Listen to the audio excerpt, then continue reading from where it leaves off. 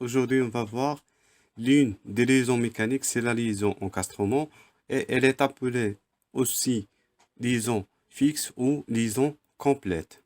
Quant à analyse fonctionnelle. Donc, en premier temps, on va voir le diagramme pieuvre. Donc, pour la liaison encastrement, on a trois milieux extérieurs. Donc, c'est la pièce numéro 1, pièce numéro 2 et le milieu environnement. Donc, la fonction fs1 relie la pièce 1 à la pièce 2. Donc, c'est une fonction principale. C'est annuler tous les degrés de liberté entre les deux pièces en restant démontable ou non. Pour la fonction fs2, c'est une fonction de contrainte s'adapter au milieu environnement. Maintenant, on va passer au diagramme FAST.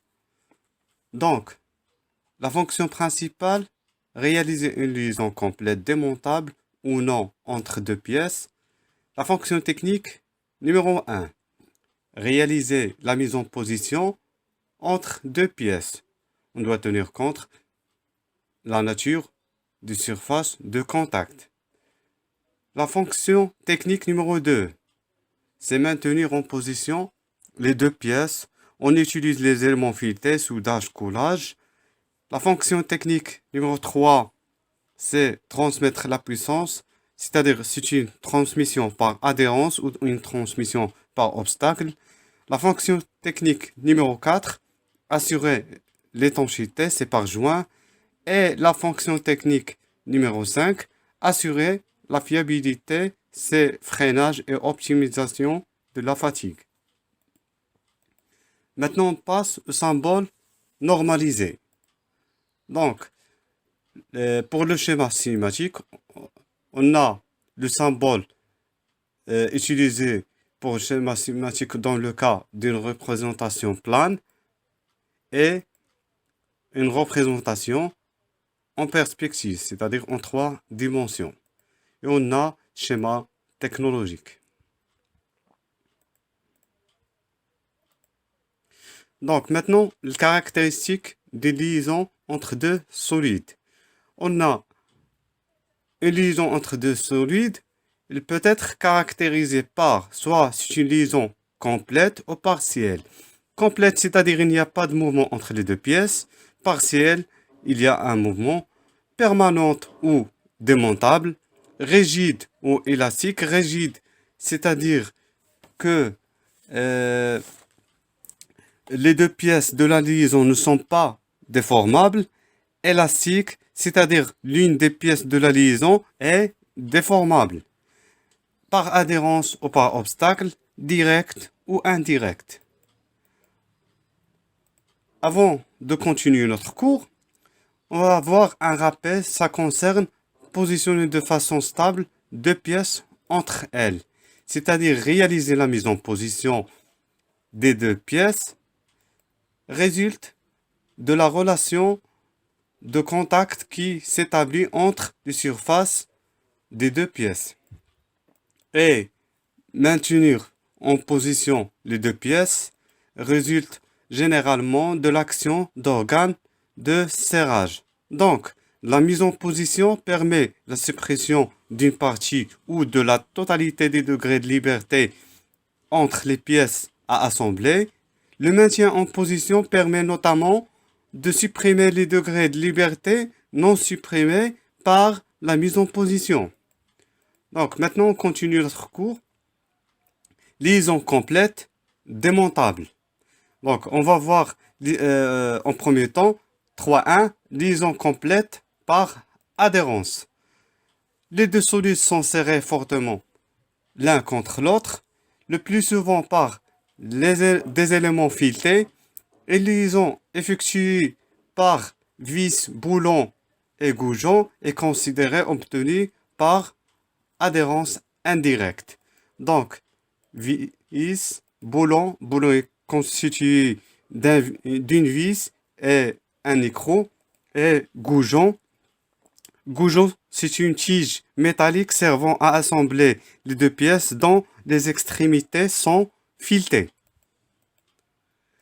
Donc, maintenant, on va voir les symboles des têtes de vis. On a tête hexagonale, tête carrée, tête fraisée, plate fondue, tête cylindrique à 6 ponts creux, CHC.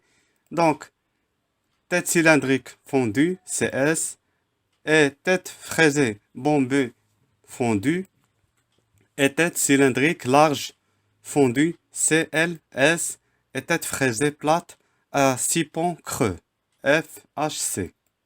Donc, prenons un exemple. Donc, pour la liaison entre la pièce numéro 1 et numéro 2, on a les caractéristiques suivantes. Donc, c'est une liaison complète, c'est-à-dire il n'y a pas de mouvement entre les deux pièces. Donc, c'est une solution qui est rigide, c'est-à-dire que les deux pièces ne sont pas déformables, démontables, c'est-à-dire qu'on peut démonter notre assemblage par adhérence et indirecte.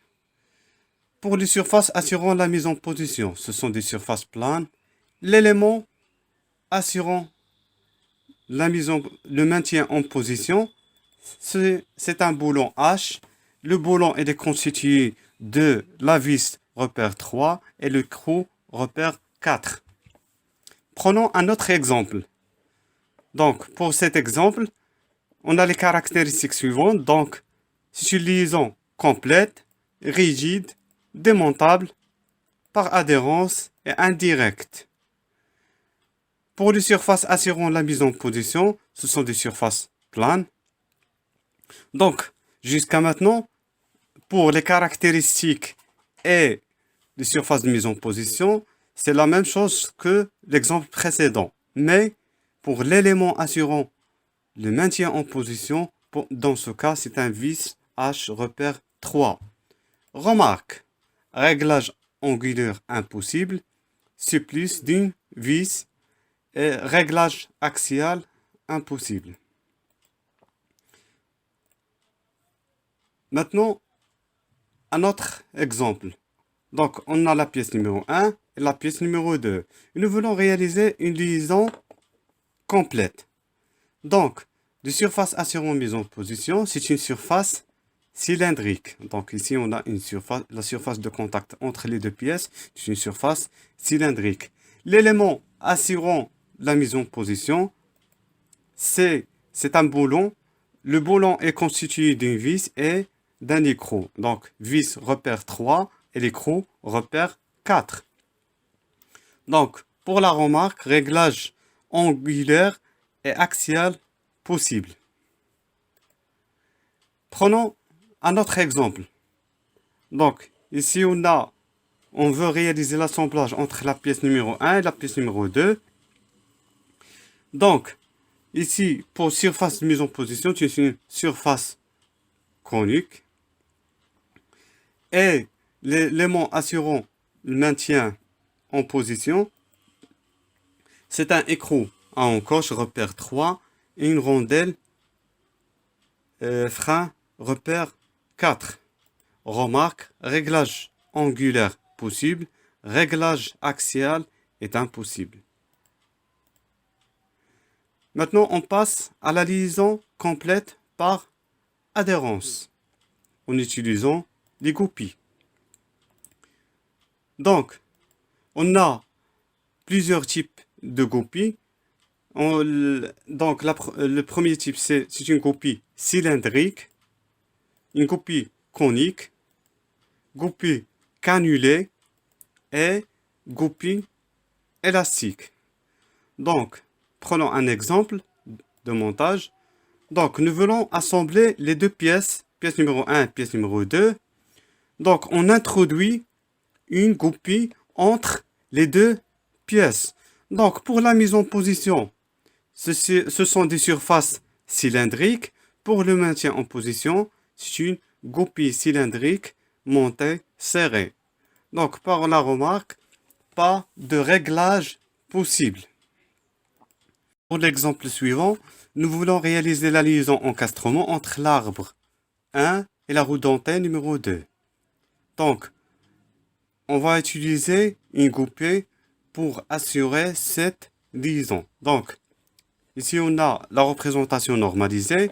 Donc, l'arbre, repère numéro 1, la goupille numéro 3 et la roue dentée, repère numéro 2. Donc, les surfaces attirant la mise en position, donc ce sont des surfaces, c'est une surface cylindrique. On a une seule surface. Donc, pour le maintien en position, on a utilisé une goupille élastique montée serrée. Donc, pour la remarque, pas de réglage possible. Maintenant, on passe aux clavettes. Donc, pour les clavettes, on va voir deux types de clavettes. Les clavettes parallèles. Donc, pour les clavettes parallèles, il y a plusieurs formes. Forme A, et forme B, et forme C. Et aussi, il y a les clavettes disque. Donc, c'est la moitié d'un disque. On l'appelle clavette disque. Donc, l'exemple de montage. Donc, on a l'arbre numéro 1 et on a une roue dentaire repère numéro 2. Nous voulons réaliser la liaison encastrement entre les deux. Donc, pour réaliser le montage, on a ici la surface de contact. Donc, c'est une surface, on a une surface cylindrique, une surface plane. Donc, le mouvement qui reste entre les deux, c'est un mouvement de rotation et un mouvement de translation. Donc, pour supprimer la rotation, on a utilisé la clavette repère 3. Et pour supprimer la translation, on a utilisé vis et rondelle plate. Donc, le maintien en position, il est réalisé à l'aide d'une clavette parallèle repère 3 et rondelle plate repère 5 et vis repère 4. Remarque, pas de réglage possible. Prenons un autre exemple. Donc, pour réaliser une liaison encastrement entre l'arbre et la poulie dentée repère numéro 2, donc, on a ici la mise en position, on a des surfaces cylindriques, une surface plane. On a ici un épaulement. Donc, pour supprimer la rotation, on a utilisé la clavette. Et pour supprimer la translation, on a utilisé rondelle plate repère numéro 5 et vis H repère 4. Un autre exemple. Donc, c'est la même chose. On a ici, dans ce cas, on a une poulie repère numéro 2. Donc, la liaison entre la pièce numéro 2 et la pièce numéro 1, donc c'est une liaison pivot glissant. Donc, surface de contact ici, c'est une surface cylindrique et une surface plane. Donc, le mouvement entre les deux, c'est une rotation et une translation. Donc, on a utilisé la clavette pour supprimer la rotation et on a utilisé un circlips. On dit circlips ou un anneau élastique, repère numéro 4 pour supprimer la translation. On passe à notre montage. Donc ici on a l'arbre numéro 1 et la poulie numéro 2. Nous voulons réaliser le montage. Donc la représentation normalisée du montage. Donc, surface assurant mise en position, c'est une surface conique. Et les éléments assurant le maintien en position. Donc, on a ici une clavette pour supprimer la rotation. Et vis plus une rondelle frein grower repère 5 et un écrou H repère 4. Maintenant, on passe aux cannelures. Donc, dans cette pièce, on a des cannelures extérieures, des cannelures intérieures. Donc, les cannelures extérieures, on les voit sur l'arbre. Et les cannelures intérieures sont sur l'alésage. Donc, après le montage, on obtient ce montage-là. Donc, les cannelures, c'est comme si on a plusieurs clavettes.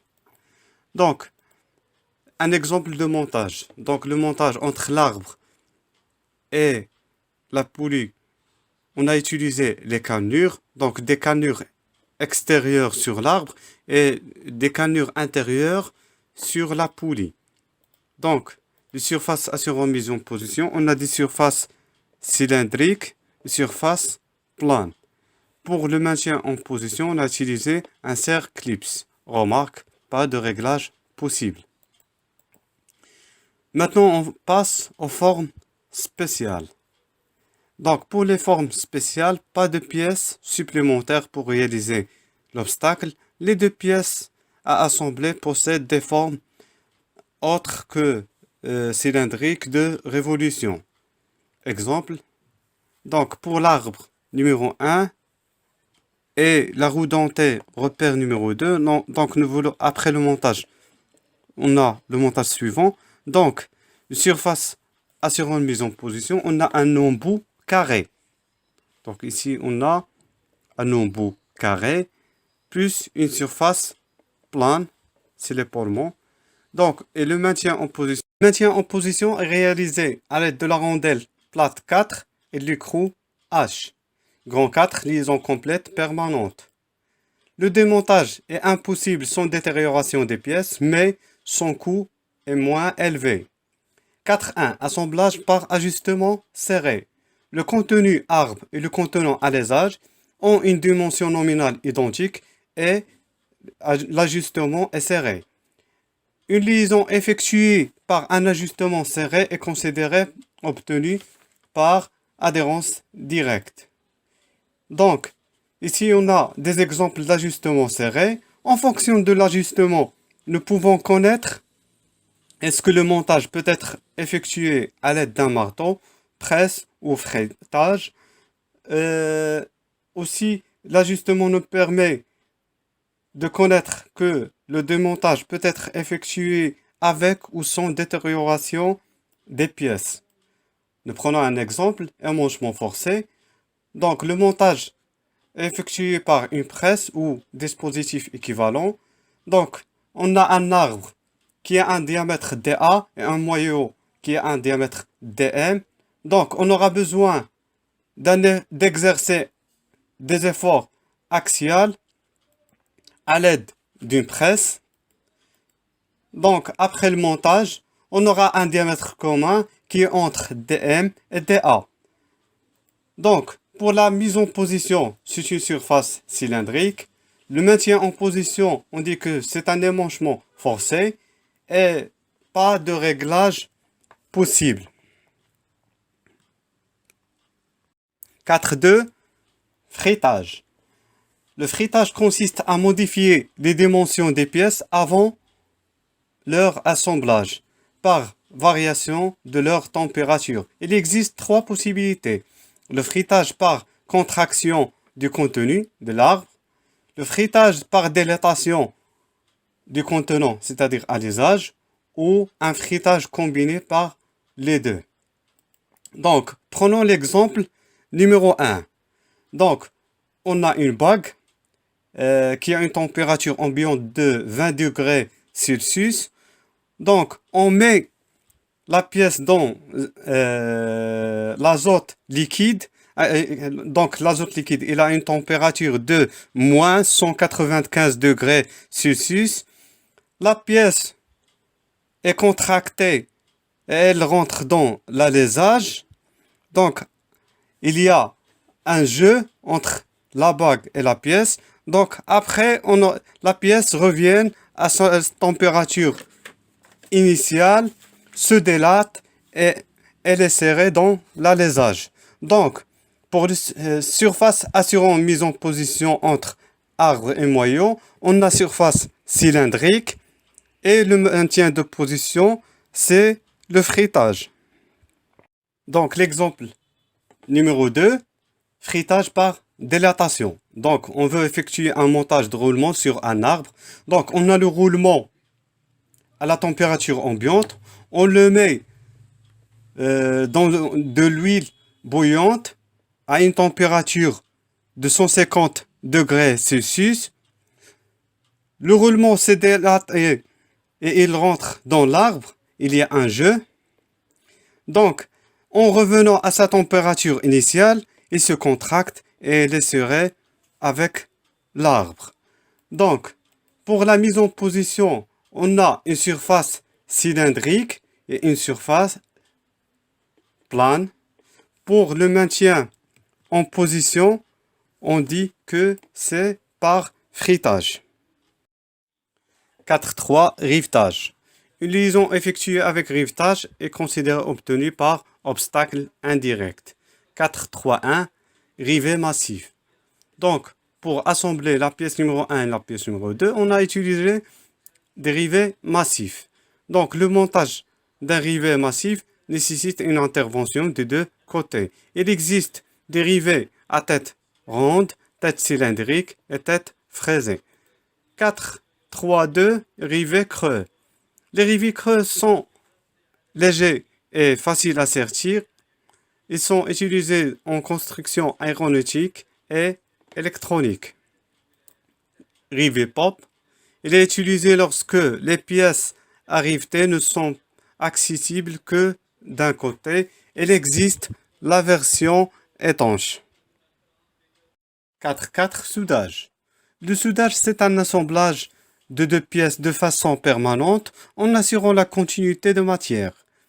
De tous les procédés de base d'assemblage, le soudage est l'un des plus importants. Il existe de nombreuses méthodes pour souder deux pièces.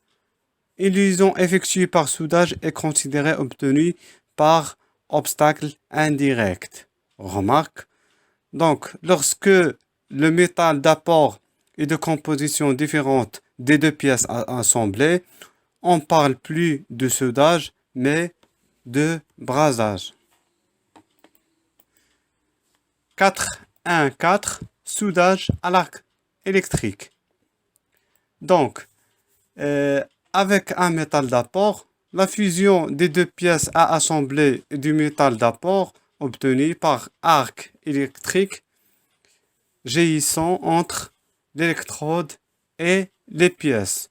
On a ici un exemple de soudage de deux pièces.